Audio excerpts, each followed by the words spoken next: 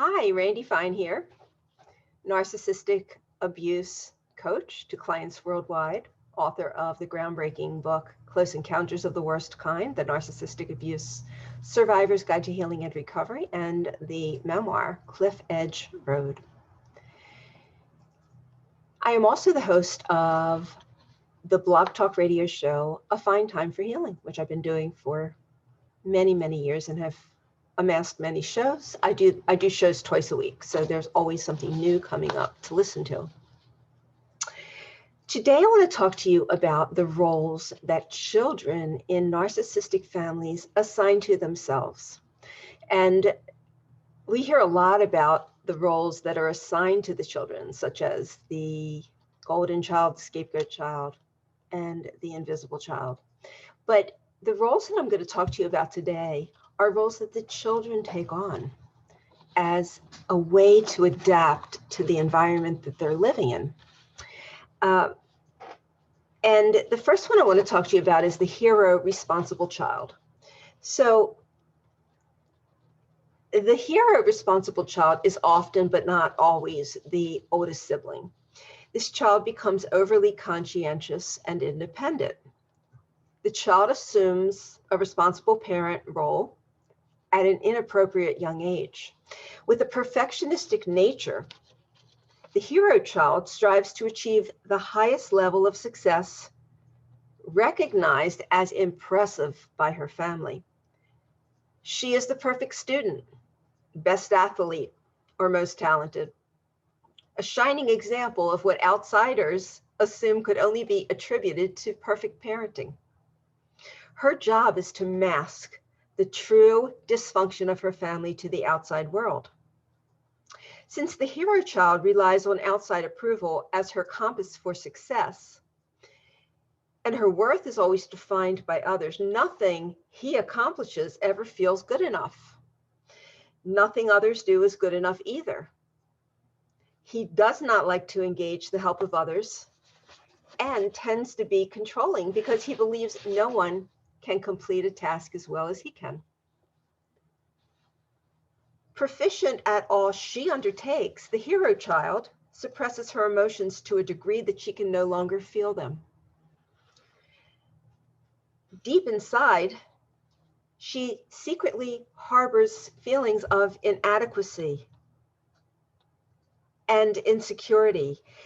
She fears her true self will be disposed as defective and incapable, and therefore compensates by compulsively driving herself.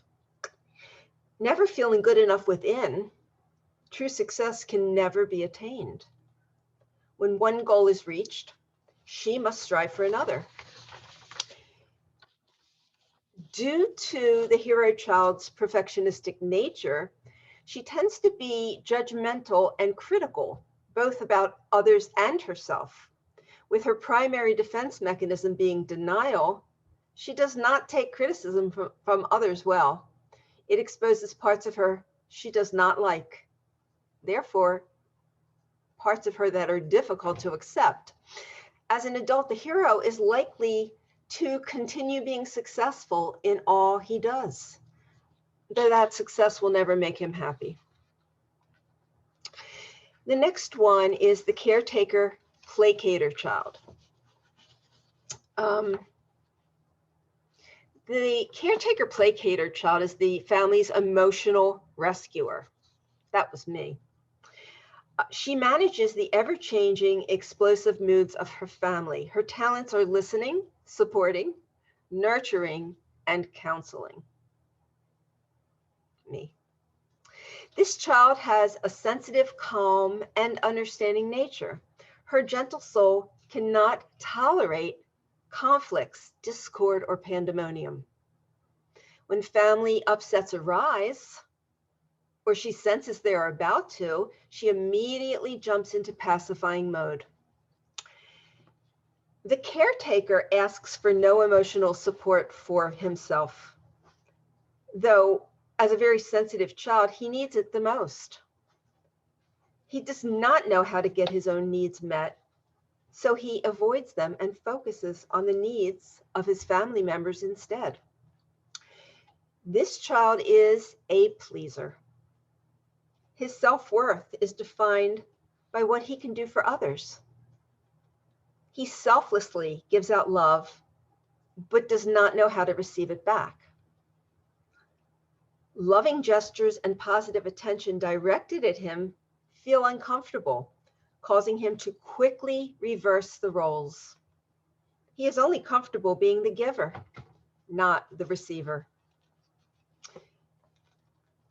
The caretaker assumes the role of rescuer throughout life and into adulthood. Friendships and partnerships become projects. Whatever the nature of the relationship, her job is to fix people, to save them from themselves. These relationships are often one-sided, toxic, and tend to become abusive. As an adult, the caretaker is likely to choose a career in a helping or caring profession, since this is where she is most practiced and comfortable. While others will greatly benefit from her compassionate nature, she will always find it difficult to accept and meet her own needs. Easily taken advantage of, she is likely to suffer the doormat syndrome. So then the next one is the mascot clown child. The mascot clown child is often, but not always, the youngest member of the family. This child takes responsibility for the emotional well-being of the family, but in a very different way than the caretaker does. The mascot assumes the job of social director, constantly kidding and clowning around to divert the family's attention away from its prevailing pain and anger. She is the one the family counts on to lighten the mood and make them feel better. It appears by this child's happy-go-lucky attitude that problems just roll off his back, but his resiliency is only a defense mechanism. The mascot deflects the reality of his tragic circumstances and expresses his pain through comic relief.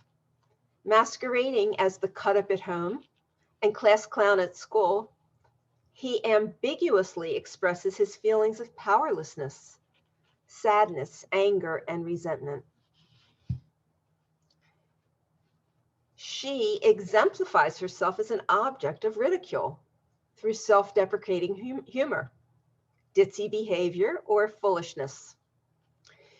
Representing herself as a caricature of a human being, no one, including herself, takes her seriously.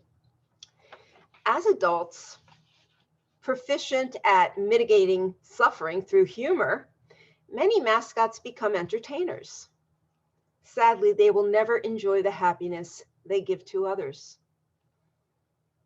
After a lifetime of repressing their own pain, they are likely to suffer from chronic depression. Never having developed an authentic self, they will always struggle with feelings of emptiness and loneliness. And then there is the mastermind manipulator child. And unlike the other three roles, this child has no positive virtues. He is sinister, selfish, and abusive. The mastermind controls the family. He is cunning in his survival skills. He copes not through passivity or deflection, but through manipulation. The mastermind's manipulations are driven by haughty feelings of entitlement, quite like the narcissist himself. She is opportunistic, callous, and unrelenting when it comes to fulfilling her own needs, though shrewd enough to operate just below the radar. Recognizing the dysfunction of her family, she uses it to her benefit. This child capitalizes on the weakness of her family members to get what she wants. In that pursuit, she will lie in wait, create conflict among family members, or pour on insincere charm. She has an innate sense of how to manipulate others. I wonder where she learned that, especially those in charge, and get away with it. Family members do catch on to her ploys, but they're no match for her manipulative abilities. The mastermind may also be a jokester, just as the mascot is, but her humor is more sardonic and caustic than soothing. Her sugar-coated, backhanded insults serve to cover up her own feelings of insecurity, inadequacy, and lack of emotional safety. Masterminds are well known for saying, "What's the matter with you? Can't you take a joke?" This is a role he will take with him into adulthood. Once a manipulator, always a manipulator. Unless identified and dealt with and modified, the hero, caretaker, mascot, and mastermind roles assumed by children in emotionally abusive narcissistic families will become lifelong mindsets.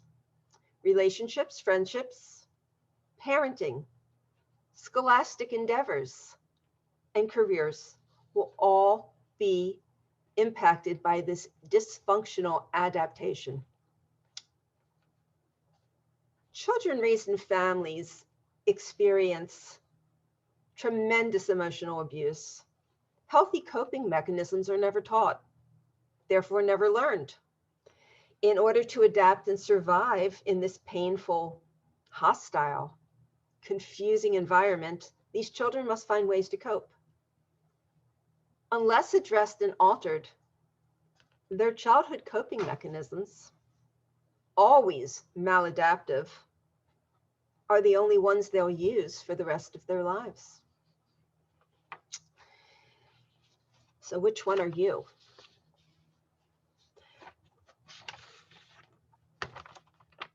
So I hope you like my videos, and thank you for watching the Randi Fine YouTube channel. If you like my videos, please like them, share them, leave me comments. You can download my app, Narcissistic Abuse Awareness.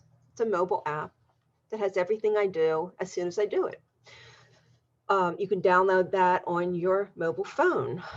My website is randifine.com. Everything is there, everything I do.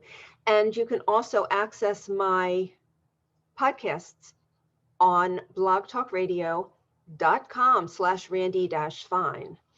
Anything you want is there.